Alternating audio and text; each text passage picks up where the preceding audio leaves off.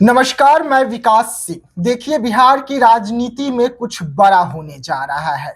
पवन सिंह की धर्मपत्नी ज्योति सिंह विधानसभा चुनाव लड़ने जा रही है, ये आप सबको पता है। लेकिन पार्टी को लेकर ये सब सोच रहे थे कि कौन सी पार्टी से ज्योति सिंह चुनावी मैदान में उतरेगी। तो अब सब कुछ साफ हो गया है कि ज्योति सिंह बिहार के मुखिया यानी कि नीतीश कुमार की सुशासन वाली सरकार जो है वो पसंद कर ली है और ज्योति सिंह नीतीश कुमार के हाथों को मजबूत करेगी और 2025 विधानसभा में नवीनगर से वो चुनावी मैदान में उतरेगी।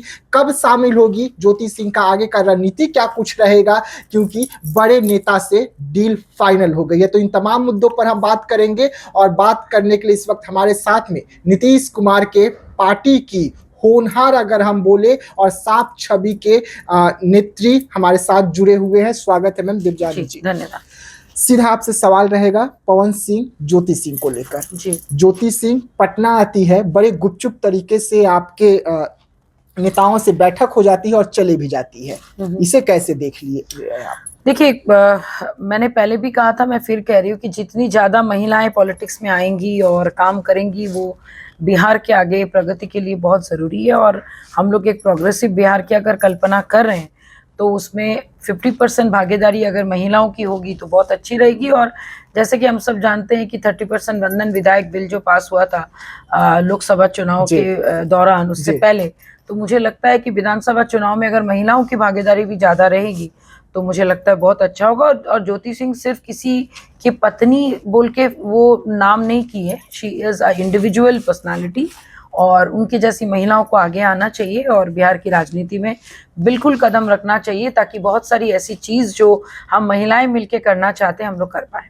अगर हम बात कर ले ज्योति सिंह की, तो ज्योति सिंह नीतीश कुमार के काम से प्रभावित हो गए, लेकिन पार्टी आखिरकार ज्योति सिंह की कौन सी काम से प्रभावित हो गई? क्या पवन सिंह को जीत दर्ज कराने के लिए जो ज्योति सिंह ने मेहनत किया, उस मेहनत को देख के पार्टी प्रभावित हो गई? अब देखिए, इट्स नॉट अबाउट क्या चीज़ को देख के प्रभावित हुई कि नहीं, कहीं ना कहीं क्या कहते हैं, उन्होंने अपने जिस ढंग से अपनी पर्सनल चीज़ों के लिए एक संघर्ष लड़ी थी और ऊपर से उस वक्त पवन सब कुछ फिर उनमें सुलह भी हो गया था। और डेफिनेटली एक महिला होने के नाते उन्होंने हर एक रूप में अपना एक स्ट्रॉन्ग पॉइंट शो किया है। तो अगर वो पार्टी ज्वाइन कर रही हैं और आगे बढ़ रही हैं और हमारे पार्टी को उन्होंने चुना है तो मुझे लगता है कि इससे बड़ी खुशखबरी और कुछ नहीं हो सकता। नहीं, आप कह रहे हैं चुना है, लेकिन आनंद मोहन जी से तो सब कुछ डील फाइनल हो गया ना, जाके बैठक हो गया, मुलाकात हो गया, तस्वीरें निकल कर सामने आ गए।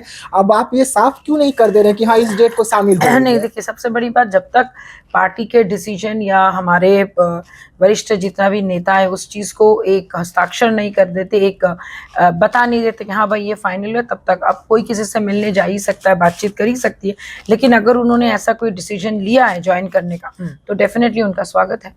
विधानसभा चुनाव में मतलब आप लोग टिकट देंगे अगर वो आते हैं, क्योंकि नवीनगर विधानसभा का जिक्र चल रहा है जहां से वो चुनाव लड़ेगी। सबसे बड़ी बात, टिकट किसको देना नहीं देना ये भी एक डिपेंड करता है कि भाई किस ढंग से वो शामिल होना चाहती है, और टिकट देना नहीं देना ये मेरे या फिर किसी और के हाथ में नहीं है। ये सारी चीजें पार्टी के सुप्रीमो डिसाइड करते हैं, तो वक्त आने पर वो छवि भी आपके सामने क्लियर हो जाएगी। क्या ज्योति सिंह को इसलिए आप लोग पार्टी में शामिल कर रहे हैं कि जो झटका आप लोगों को लगा था लोकसभा चुनाव में पवन सिंह के द्वारा, क्योंकि पवन सिंह चुनावी मैदान में उतरे, निर्दलीय उतर गए, उसके वजह से आप लोगों को काफी नुकसान बिहार में उठाना पड़ा? देखिए, एंड ऑफ द डे आप जब लोकसभा चुनाव की बात करते तो वो गठबंधन की बात होनी चाहिए, ना कि इंडिविजुअल जेडीयू की इसकी। और अगर ऐसी बात है तो जेडीयू और बीजेपी और बाकी अन्य घटक दल मिलके जिस ढंग से इतनी सारी सीटें हम लोग लोकसभा चुनाव में लाए और 8 के 8 मंत्री जो है सेंट्रल में वो हमारे बिहार से ही है, और उससे भी बड़ी बात ऑनरेबल सीएम ऑफ बिहार के नेतृत्व में और उनके भागीदारी में ही हमारे ऑनरेबल पीएम मोदी तीसरी बार प्रधानमंत्री बने।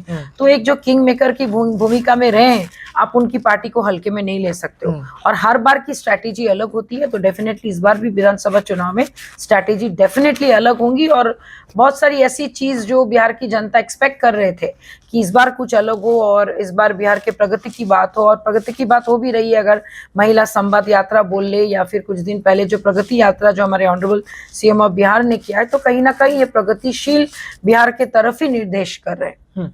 पवन सिंह बीजेपी में बातचीत चल रहा है, ज्योति सिंह, आपके यहाँ बातचीत चल रहा है, मनोज तिवारी से पवन सिंह की डील फाइनल हो रही है, ज्योति सिंह की आनंद मोहन से डील फाइनल हो रही है, आखिरकार दोनों फिर से एनडीए में शामिल हो रहे हैं। देखिए, सबसे बड़ी बात, कोई किसी से कभी भी कहीं भी मिल क्या कहते सकते हैं, उसमें आप किसी को रोक नहीं सकते हैं।